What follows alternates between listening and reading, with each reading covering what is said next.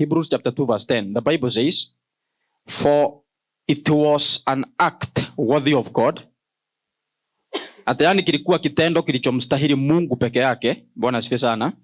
Yani kuna kitu ni Mungu tu anaweza fanya. Only God can do that because imepita uwezo na akili ya mwanadamu. Inasema of course kuna vitu unaweza fanya. Si vizuri kushinda umekojea Mungu kwa vitu zingine. Unasikia? Kujipikia, kuosha nyumba, kufua nguo, kujua utanunua shamba wapi. I think hizi ni vitu unahitajika uwe na uwezo ya kufanya. You should be able to do such. Hata kujua umri imefika ya kuoa na kuolewa. Watu wengine wanangojea Mungu kwa vitu kama hizo na Mungu sio yeye anachelewa. Ni vizuri wakati mwingine katika maisha Mungu amekupatia akili na kaiacha hapo maana iko na matumizi yake. Jina Bwana libarikiwe. Vitu kama hizo kumuuliza Mungu tupate watoto wangapi? Wewe pata watoto wale unaweza kulisha. Ukiona hauwezi, kaa na hao uko nao. Dunia hata imejaa. Mahali kumebaki space ni roho peke yake na kunazidi kujaa. So kaa na hao. Lakini ukiona Mungu amekupatia uwezo ongeza wengine. Inategemea na wewe. Jina Bwana libarikiwe. So this is the point, but there are things that only God can do. Inasemekana for it was an act worthy of God and fitting to the divine nature. Yani hii ndio ifanyike, lazima akuwe na divine nature. Are we clear?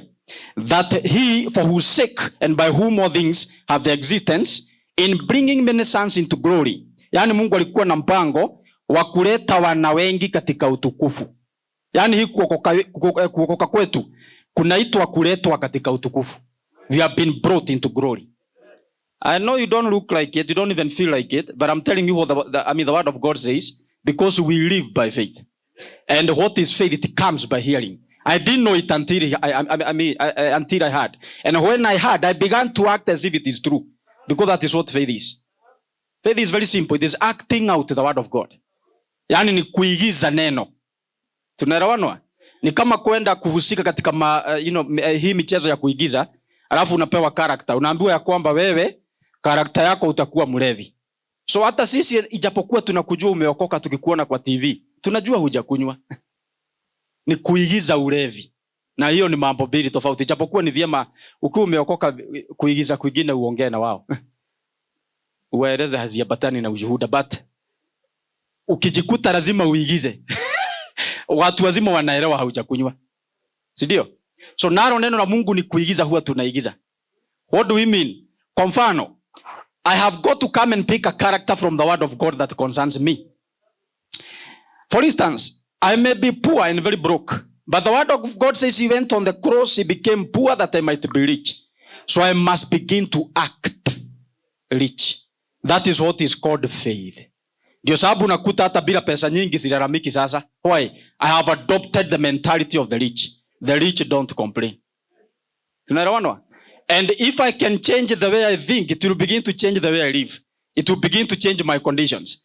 And I'm trying to tell you these things because many people, especially Christians, even in the church, wameshikwa na kitu ingine ya kutaka kushinda wakijikoboa. Sijui wanataka kuvuja vitu ingine. Wakikaa na mtu ameokoka miaka 10 amegundua madhabahu ingine, nayo hiyo anataka kuteremusha. Akisha teremusha anafikisha miaka ingine 15 ndani ya wokovu, kuna ingine amegundua pande ya anti. Utaishi maisha kama hiyo na mwishowe uta-accomplish nothing. Because you can see for yourself there's nothing you are bringing down. All these years you have been bringing things down. Why are they not coming down? Because you have been taught wrongly. You have been taught you are not when the Bible says you are. That's the problem. The question of Christianity is not about what will I get. It's about what did I get that I have not discovered. Look at you. Let me try to talk to these people here. Nasema ya kwamba mambo ya wokovu si kitu nitapata. Ni swali la ni nini hiki nilipata sijakielewa.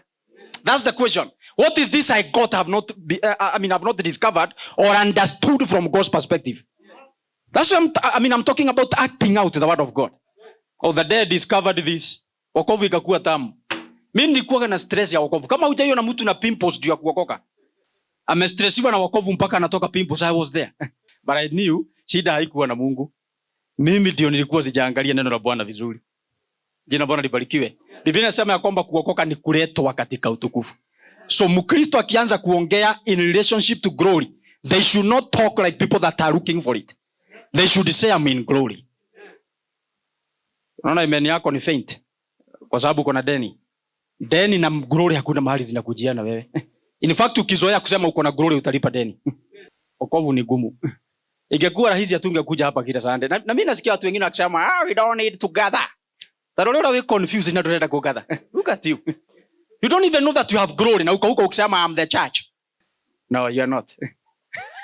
You're not. You need some polishing. We needed the church to come to the place where when they are sick, they will say I'm healed. When they are poor, they will say I'm rich. And they are weak and they will say I'm strengthened in the name of Jesus. They will speak it until they manifest it. They know they don't feel like it. They don't even look like it. Even the people around you might laugh. But anyway, that's the life I was called into. I don't have to. That's the only life I know. To call things that are not as if they were. So when the Bible says I was brought into glory, it is either God is lying or I'm weak in my faith. And I suspect me, not God. So I'm going to look again into the word of God until it becomes clear. No wonder he told Joshua, these things should not depart your mouth. Meditate upon them day and night. Then what will happen? You, not God, shall make thy way prosperous. And you shall have good success. So the success you are looking for is locked on the inside of you. But it is depending with how much of the word are you looking into.